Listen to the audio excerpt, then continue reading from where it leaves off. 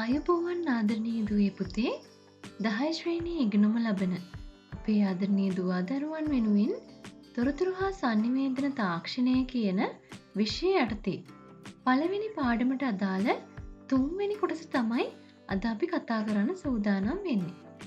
මේ කොටසේදී ඔයාලට ඉගෙන ගන්න තියෙන්නේ පරිගණකයේ පරිණාමය පිළිබඳව. පරිගණකය කොහොමද විකාශනය වුනේ කියලා තමයි අපි මේ කොටසේදී කතා කරන්නේ. එහෙනම් දුවේ පුතේ අපි අපේ පාඩමට යමු. පරිගණකයේ පරිණාමය. Evolution of the computer. පරිණාමය ගැන කතා කරද්දී මිනිසාගේ පරිණාමය ගැන අපි අහලා තියෙනවා. වානර අවදියෙන් ආරම්භ කරලා විවිධ යුග පසු කරමින් ඍජුකය දක්වා මිනිසා විකාශනය වුණා කියලා තමයි අපි පොතපතෙන් ඉගෙනගෙන තියෙන්නේ. ඒ වගේම තමයි මේ පරිගණකයේ පරිණාමයක් සිද්ධ වුණේ. පරිගණකයත් විවිධ යුග පසු කරගෙන ඇවිල්ලා අද වෙනකොට ස්මාර්ට් වොච් එක දක්වා දියුණු වෙලා තියෙනවා. මේ පරිගණකය අපි අද විවිධ කටයුතු සඳහා භාවිතා කරත් පරිගණකයක අවශ්‍යතාවය ඇති වුණේ ගණන් කිරීමේ පහසුව සඳහා උපකරණයක් අවශ්‍ය වුණ නිසා. ගණන් කිරීම සඳහා විවිධ ක්‍රම අත්හදා බලපු අපේ ආදි මිනිසා අවසානයේ පරිගණකය නිර්මාණය කරා. එහෙනම් දුවේ පුතේ අද අපි කතා කරන්නේ මෙන්න මේ පරිගණකය කොහොමද විකාශනය වුනේ කියලා. අපි එහෙනම් ඒ අතීත කතාව බලමු. පරිගණකයේ අතීත කතාව ගැන අපි කතා කරනකොට එහිදී පළවෙනියටම නිර්මාණය වුණ උපකරණය තමයි දුවේ පුතේ ඇබකසය කියලා කියන්නේ. ඈත අතීතයේදී ඒ කියන්නේ අවුරුදු 5000කට ඉහතදී ගණන් සෑදීම සඳහා භාවිතා කරපු උපකරණයක් තමයි මේ ඇබකසය කියන්නේ. මේක මුලින්ම චීන ජාතිකයන් විසින් තමයි භාවිතා කරේ. අද තියෙන කැල්කියුලේටර් වගේම අතීතයේදී මේ ඇබකසය ගණන් සෑදීම සඳහා යොදාගත්තා. ඇබකසය මගින් එකතු කිරීම වගේම අඩු කිරීමත් ඉතාමත් පහසුවෙන් කරගන්න පුළුවන්. මේ ඇබකසය වර්තමානයේ වෙනකොටත් විවිධ රටවල ගණන් සෑදීම සඳහා භාවිතා කරනවා අපි දැකලා තියෙනවා. ලඝු ගණක සිද්ධාන්ත. ඇබකසය නිර්මාණය කිරීමෙන් පස්සේ 1617 දී තමයි මේ ලඝු ගණක සංකල්පය ඉදිරිපත් වුණේ. ජෝන් නේපියර් මහතා විසින් ගැටලු විසඳීම සඳහා මේ ලඝු ගණක වගු භාවිතය ඉදිරිපත් කරා. මේ ඔයාලට රූපසටහනේ පේන්නේ ඒ ජෝන් නේපියර් මහතාගේ ඡායාරූපයක් සහ ඔහු විසින් ඉදිරිපත් කරපු ලඝු ගණකවල ඡායාරූපයක්. සරපන රූල. ජෝන් නේපියර්ගේ අපි කලින් කතා කරපු ලඝු ගණක සංකල්පය භාවිතා කරලා 1632 දී එංගලන්තයේදී තමයි මේ සර්පන රූල නිර්මාණය කරලා තියෙන්නේ. ඇඩින් මැෂින්. පැස්කල් අයිනය නැත්නම් ආකලන යන්ත්‍රය ලෙස හඳුන්වන මේ යන්ත්‍රය යාන්ත්‍රික ගණකයක්. බ්ලේස් පැස්කල් මහතා විසින් තමයි මේ ඇඩින් මැෂින් නැත්නම් පැස්කල් අයිනය නිර්මාණය කරලා තියෙන්නේ. මේ යන්ත්‍රයට එකතු කිරීම වගේම අඩු කිරීමේ හැකියාවක් තිබුණා. මේ යන්ත්‍රයේ ක්‍රියාකාරීත්වය ඉතාමත් සිත් ගන්නා සුළුයි. මේ රූපසටහනේ පේන විදිහට පහතින් තියෙන දැතිරෝධ කරකැවීමෙන් තමයි එහි ඉහත තියෙන කොටුවලට සංඛ්‍යා එක් කිරීමෙන් ගණනය කිරීම සිදු කරේ. අපි ඊළඟට කතා කරන්නේ දුවේ පුතේ ස්ටෙප් රෙකෝනර්. පැස්කල්ගේ යන්ත්‍රය තවදුරටත් දියුණු කරලා සකස් කරපු යන්ත්‍රයක් තමයි ස්ටෙප් රෙකෝනර් කියලා කියන්නේ. ගොට්ෆ්‍රීඩ් විල්හෙල්ම් මහතා විසින් තමයි මේ ස්ටෙප් රෙකෝනර් යන්ත්‍රය නිර්මාණය කරේ. එකතු කිරීම අඩු කිරීම, ගුණ කිරීම සහ බෙදීම සඳහා යාන්ත්‍රික ක්‍රමවේදයක් මේ යන්ත්‍රය තුළ සකස් කරලා තිබුණා. මේ රූපසටහනින් ඔයාලට පේන්නේ ඒ ස්ටෙප් රෙකෝනර් යන්ත්‍රය සහ ඒ නිර්මාණය කරපු නිර්මාතෘ වන ගොට්ෆ්‍රීඩ් විල්හෙල්ම් මහතාගේ ඡායාරූපයක්. සිදුරුපත් ක්‍රමය. Punch card systems. මොකක්ද පුතේ මේ සිදුරුපත් ක්‍රමය කියලා කියන්නේ? ජෝසප් ජැක්වාඩ් විසින් මේ සිදුරුපත් සංකල්පය හඳුන්වා දුන්නා. මේ සිදුරුපත් සංකල්පය භාවිතා කරලා 1801 දී යාන්ත්‍රික රෙදිවියන යන්ත්‍රයක් මොහු විසින් නිර්මාණය කරලා තියෙනවා. මේ රූප සටහන බලන්නකෝ. මේ රූප සටහනේ ඔයාලට පේන්නේ මේ ජෝසප් ජැක්වාඩ් විසින් නිර්මාණය කරපු යාන්ත්‍රික රෙදිවියන යන්ත්‍රයේ පින්තූරයක්. අපි ඊළඟට කතා කරන්නේ ඩිෆරන්ස් එන්ජින්. මේ කියන යන්ත්‍රයේ වැඩ කටයුතු ක්‍රිස්තු වර්ෂ 1819 දී ආරම්භ කරලා ක්‍රිස්තු වර්ෂ 1822 දී තමයි වැඩ නිම කරලා තියෙන්නේ. චාල්ස් බැබේජ් විසින් තමයි මේ යන්ත්‍රය නිර්මාණය කරේ.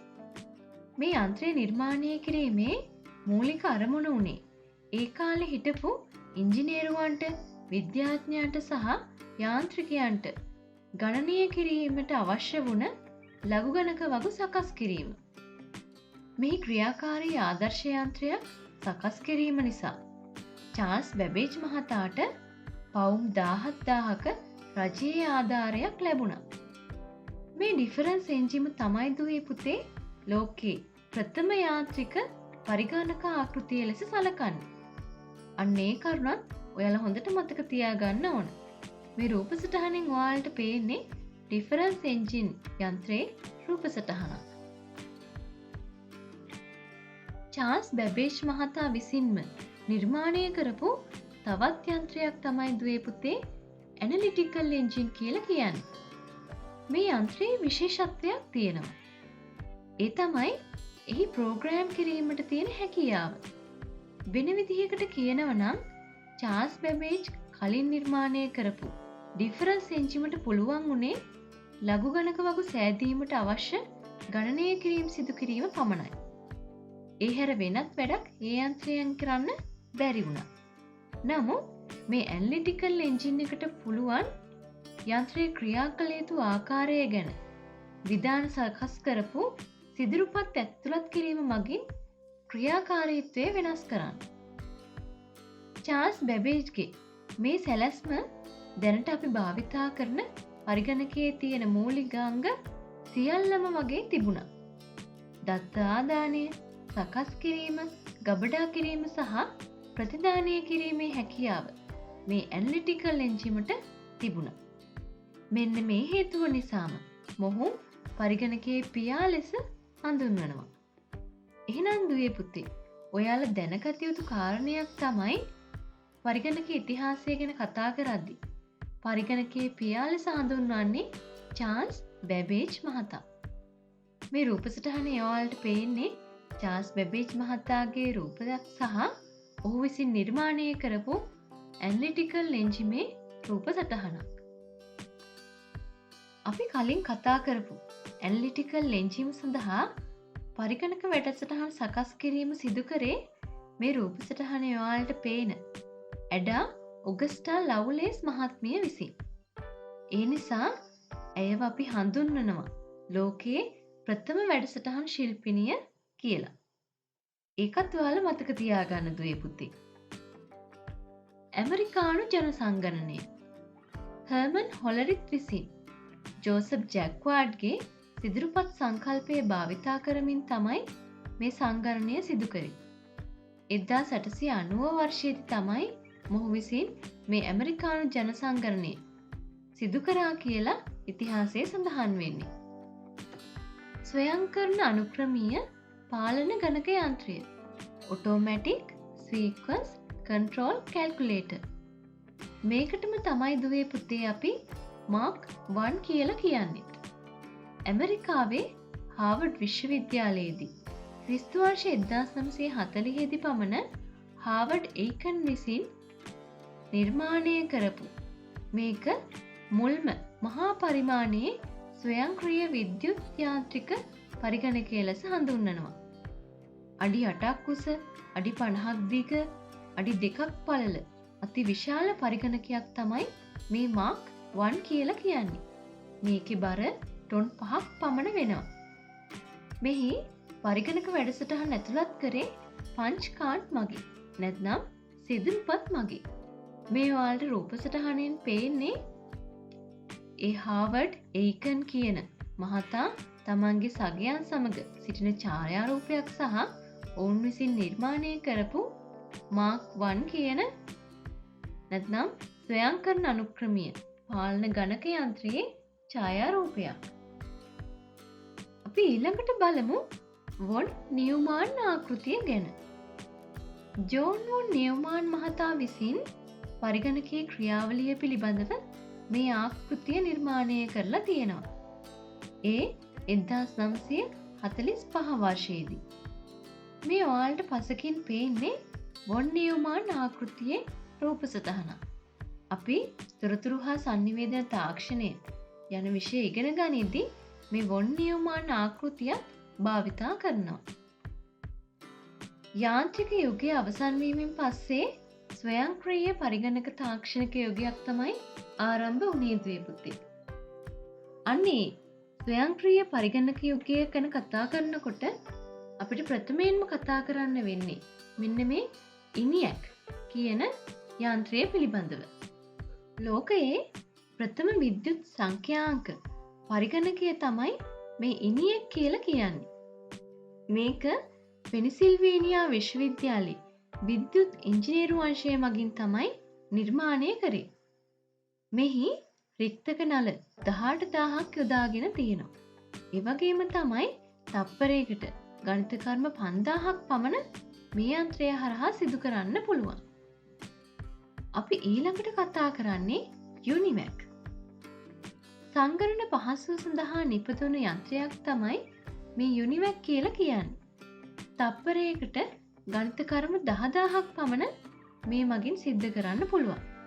1950 වර්ෂයේදී තමයි දුවේ පුතේ මේ යුනිවැක් යන්ත්‍රය නිර්මාණය කරලා තියෙන්නේ. අවසාන වශයෙන් අපි පරිගණක ඉතිහාසය ගැන කතා කරද්දී අවසානයේදී අපි කතා කරන්නේ IBM 704 යන්ත්‍රය පිළිබඳව. IBM ආයතනය විසින් තමයි මේ IBM 704 නිර්මාණය කරේ. මෙහි තප්පරයකට ගණිත කර්ම ලක්ෂයක් පමණ සිදු කරන්න පුළුවන්. මේ ඔයාලට රූප සටහනෙන් පේන්නේ IBM 704 යන්ත්‍රයට අදාළ රූප සටහන. එහෙනම් දුවේ පුතේ අපි මේ කතා කරේ ඈත අතීතයේදී ඇබකසෙන් ආරම්භ කරලා ගණිත කර්ම සිදු කිරීමේ අරමුණින් පටන් ගත්ත මේ පරිගණකය වර්තමානයේ දක්වා නිර්මාණය වෙලා වෙනස් වෙලා තියෙන්නේ කොහොමද කියලා. අපි ඊළඟ කොටසේදී කතා කරන්නේ පරම්පරා පිළිබඳව. පරිගණක පරම්පරා නැත්නම් ජෙනරේෂන්ස්. යාන්ත්‍රික යුගයෙන් ආරම්භ කරලා අද වෙනකොට පරිගණකය ස්වයංක්‍රීය පරිගණක දක්වා දියුණු වෙලා තියෙනවා. ඒ වෙනස් වීමේ අවධි අපට පරම්පරා කීපයකට බෙදා දක්වන්න පුළුවන් දුවේ පුතේ. මේ කොටසේදී අපි ඉගෙන ගන්නේ අන්න ඒ පරම්පරා මොනවද කියලා. එහෙනම් අපි එකින් එක බලමු. පළමුවන පරම්පරාවේ පරිගණක 1940 ඉඳලා 1956 දක්වා මේ පළමුවන පරම්පරාවේ පරිගණක විකාශනය වෙලා තියෙනවා. දෙවන පරම්පරාවේ පරිගණක 1956 ඉඳලා 1963 දක්වා මේ පරිගණක විකාශනය වෙලා තියෙනවා. ඒ වගේම තමයි තුන්වන පරම්පරාවේ පරිගණක. අපට 1964 ඉඳලා 1975 දක්වා මේ තුන්වන පරම්පරාවේ පරිගණක පිළිබඳව කතා කරන්න පුළුවන්. හතරවන පරම්පරාවේ පරිගණක 1975 ඉඳලා 1989 දක්වා. අවසාන වශයෙන් පස්වන පරම්පරාවේ පරිගණක 1989 වර්ෂයේ ඉඳලා වර්තමානයේ දක්වා මේ පස්වන පරම්පරාවේ පරිගණක පිළිබඳව අපට කතා කරන්න පුළුවන්. එහෙනම් දුවේ පුතේ මෙන්න මේ හඳුනගත්ත පරම්පරා පහ පිළිබඳව අපි එකින් එක විස්තරාත්මකව බලමු. පළමුවන පරම්පරාවේ පරිගණක අපි මුලින්ම කතා කරන්නේ දුවේ පුතේ මෙන්න මේ පළමුවන පරම්පරාවේ පරිගණක සඳහා භාවිතා කරපු ප්‍රධාන දෘඩාංග තාක්ෂණය කුමක්ද කියලා. බලන්න මේ රූප සටහන දිහා. පළමුවන පරම්පරාවේ පරිගණක සඳහා ප්‍රධාන වශයෙන්ම භාවිතා කරපු දෘඩාංග තාක්ෂණය තමයි රික්තක නල. අපි එකට කියනවා වැකූම් ටියුබ්ස් කියලා. මේ රූප සටහනේ ඔයාලට පේන්නේ ඒ රික්තක නලවල රූප සටහනක්.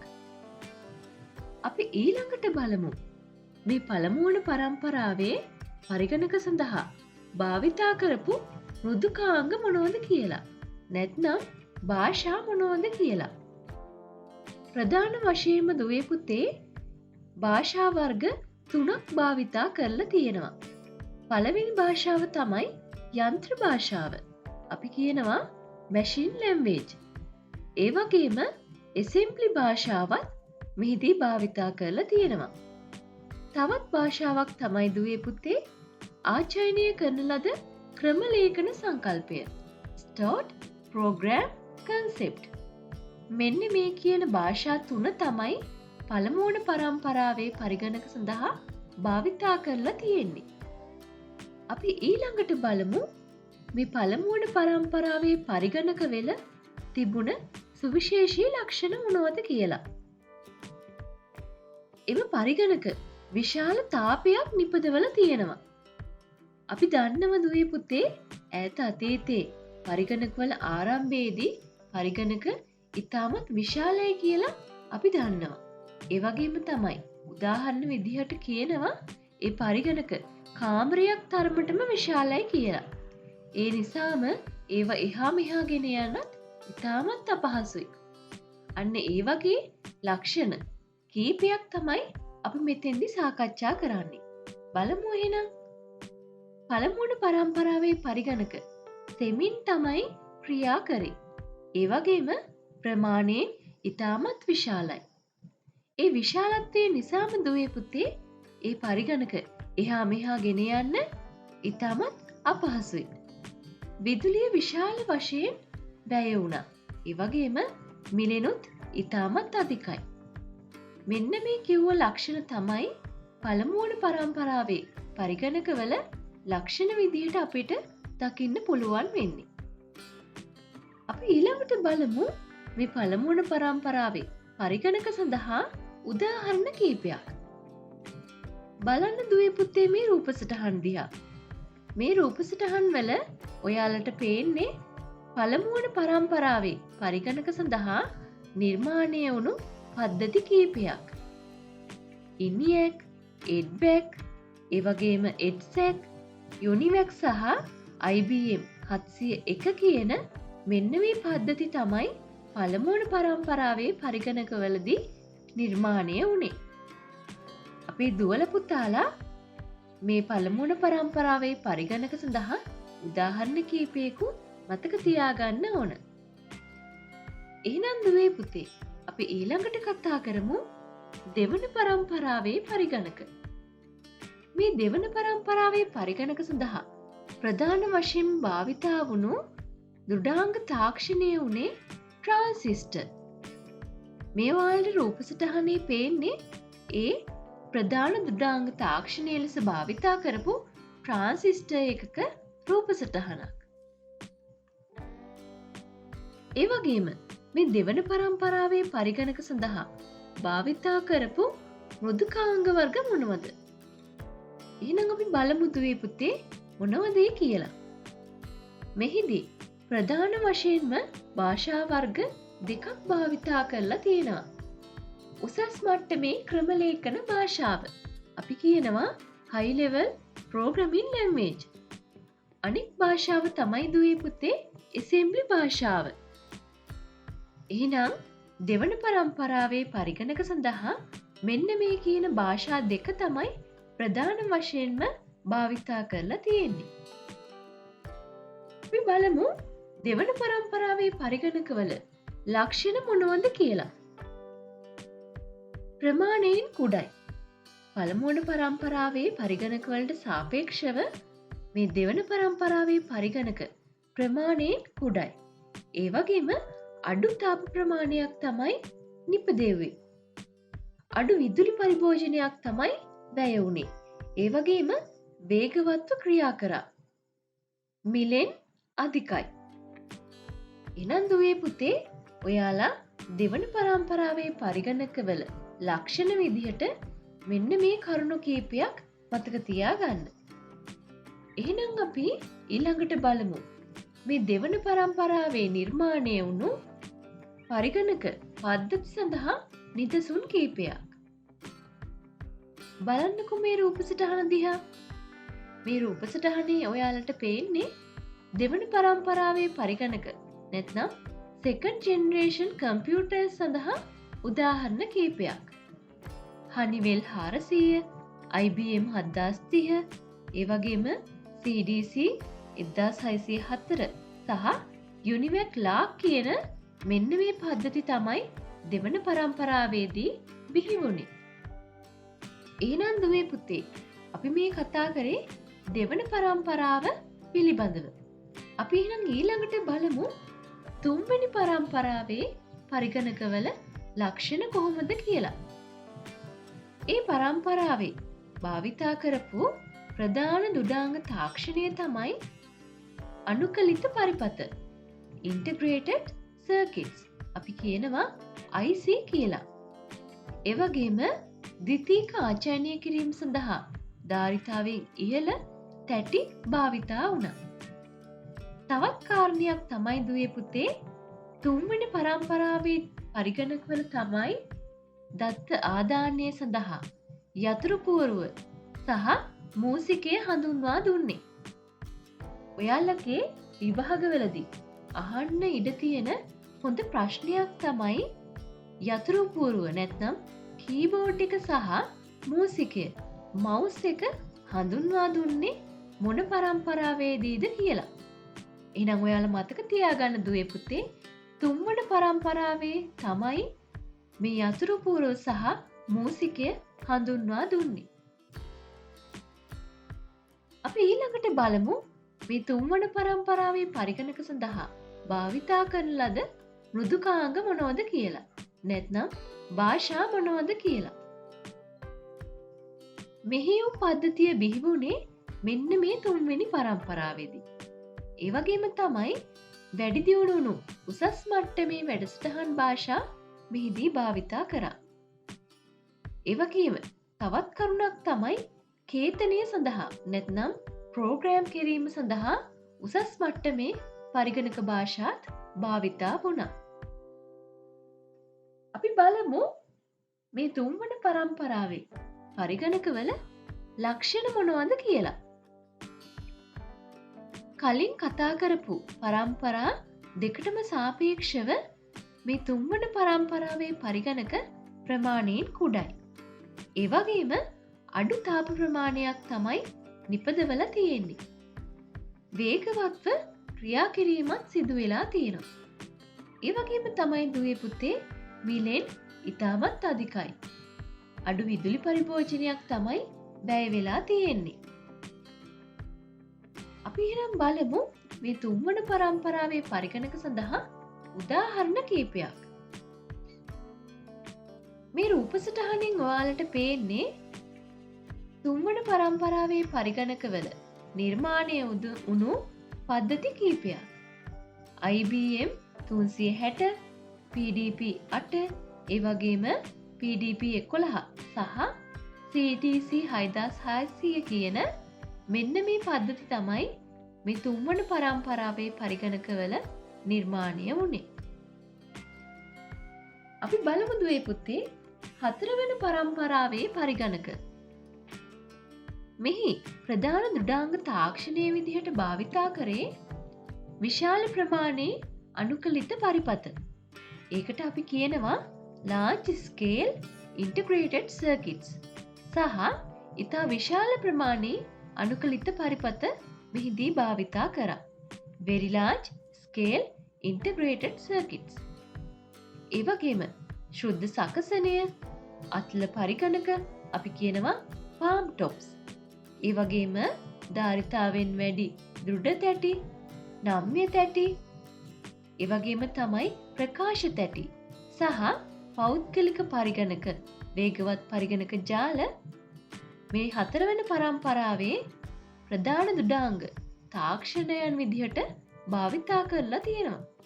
අපේ දුවල පුතාලා මේ යටතේ කරුණු කීපයක් මතක තියාගන්න. අපි එහෙනම් ඊළඟට බලමු 4 වෙනි පරම්පරාවේ පරිගණක සඳහා භාවිතා කරපු මෘදුකාංග මොනවද කියලා. චිත්‍රක අතුරු මුහුණත් graphical user interface සහිත මෙහෙයුම් පද්ධති තමයි දුවේ පුතේ මේ 4 වෙනි පරම්පරාවේ පරිගණක සඳහා භාවිතා කරේ. ඒ වගේම Unix මෙහෙයුම් පද්ධතිය හඳුන්වා දුන්නේ මෙන්න මේ 4 වෙනි පරම්පරාවේදී. මේ 4 වෙනි පරම්පරාවේ පරිගණකවල ලක්ෂණ මොනවද? අපි බලමු කීපයක්. 4 වෙනි පරම්පරාවේ පරිගණක ඉතාමත් කුඩායි දුවේ පුතේ. එහා මෙහා ගෙන යන්න ඉතාමත් පහසුයි. ඒ වගේම තමයි යාවත් කාලීන කිරීමත් ඉතාමත් පහසු වෙලා තියෙනවා. ඒ කියන්නේ අප්ඩේට් කරන්න හරිම ලේසි. මේ 4 වෙනි පරම්පරාවේ පරිගණක වලට උදාහරණ කීපයක් බලමු. මේ රූපසටහනේ තියෙන්නේ ඒ සඳහා නිදසුන් කීපයක්. IBM PC, Apple II වගේ පද්ධති තමයි මේ 4 වෙනි පරම්පරාවේදී බිහි වෙලා තියෙන්නේ. අවසාන පරම්පරාව 5 වෙනි පරම්පරාව. අපි බලමු දුවේ පුතේ මේ 5 වෙනි පරම්පරාවේ පරිගණකවල භාවිතා කරපු ප්‍රධාන දෘඩාංග තාක්ෂණයන් මොනවද කියලා. අධික ප්‍රමාණයේ අනුකලිත පරිපත අල්ට්‍රා ලාර්ජ් ස්කේල් තමයි භාවිතා කරලා තියෙන්නේ. ඒ වගේම විශාල ධාරිතාවයක් තියෙන දෘඩ තැටි සහ රැගෙන යා හැකි ප්‍රකාශ තැටි ඔප්ටිකල් ඩිස්ක් භාවිතා කරලා තියෙනවා. ඒ වගේම අන්තර්ජාලය හඳුන්වා දීලා තියෙන්නේ මෙන්න මේ 5 වෙනි පරම්පරාවේ පරිගණක සඳහා. එහෙනම් දුවේ පුතේ අපි බලමු මේ 5 වෙනි පරම්පරාවේ පරිගණක සඳහා භාවිතා කරපු භාෂාවන් මොනවද කියලා. වැඩි දියුණු කළ චිත්‍රක අතුරු මුහුණත් සහිත මෙහෙයුම් පද්ධති මේ සඳහා භාවිතා කරලා තියෙනවා. ඒ වගේම තමයි අන්තර්ජාල බහුමාධ්‍ය දෙමුත් මේ සඳහා යොදාගෙන තියෙනවා. කෘත්‍රිම බුද්ධිය Artificial Intelligence AI ඒ කෘත්‍රිම බුද්ධියත් භාවිතා කරලා තියෙන්නේ මෙන්න මේ 5 වෙනි පරම්පරාවේ පරිගණක වලදී. ඒ වගේම අකුරු හඳුනා ගැනීම, අකුරු කියවීම, ඒ වගේම අත් අකුරු හඳුනා ගැනීම වැනි මෘදුකාංගත් නිර්මාණය වුණේ මෙන්න මේ 5 වෙනි පරම්පරාවේ පරිගණක සඳහා. එහෙනම් දුවේ පුතේ අපි බලමු මේ 5 වෙනි පරම්පරාවේ පරිගණක සඳහා නිර්මාණය වුණු පරිගණකවල සුවිශේෂී ලක්ෂණ මොනවද කියලා. එහා මෙහා ගෙන යන්න ඉතාමත් පහසුයි. අපි වර්තමානයේ භාවිතා කරන පරිගණක තමයි දුවේ පුතේ මේ 5 වෙනි පරම්පරාව සඳහා අයත් වෙන්නේ. එහෙනම් ඒවා අඩු වියදම් සහිතයි. කලින් කතා කරපු පරම්පරාවලට සාපේක්ෂව මේ පරම්පරාවේ පරිගණකවල අඩු වියදමක් තමයි වැය වෙන්නේ. ඒ වගේම ප්‍රමාණයෙන් ඉතාමත් කුඩායි. අපිට අතේ රඳවාගෙන පහසුවෙන් එහා මෙහා ගෙන යන්න පුළුවන්. ඒ වගේම තමයි හැසිරවීමත් පහසුයි. විශ්වාසවන්තභාවය සහ කාර්යක්ෂමතාවය ඉතාමත් ඉහළයි. එහෙනම් දුවේ පුතේ 5 වෙනි පරම්පරාවේ පරිගණකවල ලක්ෂණ විදිහට මෙන්න මේ කරුණු කීපයක් ඔයාලා අනිවාර්යයෙන්ම මතක තියාගන්න ඕන. 5 වෙනි පරම්පරාවේ පරිගණක සඳහා නිර්මාණය වුණු පද්ධතිවලට උදාහරණ කීපයක් බලමු. IBM notebooks, Pentium PCs, ඒ වගේම Sun Workstations කියන මෙන්න මේ පද්ධති තමයි දුවේ පුතේ පස්වන පරම්පරාවේ පරිගණක විදිහට නිර්මාණය වෙලා තියෙන්නේ. එහෙනම් අපි පරිගණක පරම්පරා පිළිබඳව මේ කොටසින් කතා කරා. එහිදී අපි ඉගෙන ගත්තා මේ පරම්පරාවලට අදාළ පරිගණකවල ලක්ෂණ, ඒ වගේම භාවිතා කරපු මෘදුකාංග භාෂාවන් මොනවද කියලා, ඒ වගේම භාවිතා කරලා තියෙන ප්‍රධාන දෘඩාංග තාක්ෂණයන් සහ ඒවට උදාහරණත් අපි විස්තරතුව මෙහිදී කතා කරා. ඔයාලගේ විභාගයේදී අනිවාර්යයෙන්ම එන ප්‍රශ්නයක් තමයි දුවේ පුතේ මෙන්න මේ පරම්පරා සම්බන්ධ ප්‍රශ්නය. ඒ නිසා අපි මේ කතා කරපු කරුණු ඔයාලා මතකේ රඳවා ගන්න ඕන. අපි එහෙනම් ඒ වගේ විභාගයේදී එන්න පුළුවන් ගැටලු කිහිපයක් සාකච්ඡා කරලා බලමු. අපොස සාමාන්‍ය පෙළ විභාගයේ 2019ට අදාළ පරිගණක පරම්පරා සම්බන්ධයෙන් ආපු ප්‍රශ්නයක් තමයි මේ ඔයාලට දිස් වෙන්නේ. මෙහිදී අපිට කරන්න තියෙන්නේ පරිගණක පරම්පරා සම්බන්ධයෙන් කුමන කරුණක් නිවැරදිද කියලා ලකුණු කරන්න. අපි බලමු උත්තර 4ක් දීලා තියෙනවා. මොකක්ද හරි උත්තරේ කියලා. ඔයාලත් එහෙනම් දුවේ පුතේ මාත් එක්ක පිළිතුරු සපයමු. පළවෙනියට දීපු පිළිතුර තමයි රික්තක නල හඳුන්වා දෙනු ලැබුවේ දෙවන පරම්පරාවේ පරිගණකවලදීය. ඒක නම් වැරදි නේද පුතේ?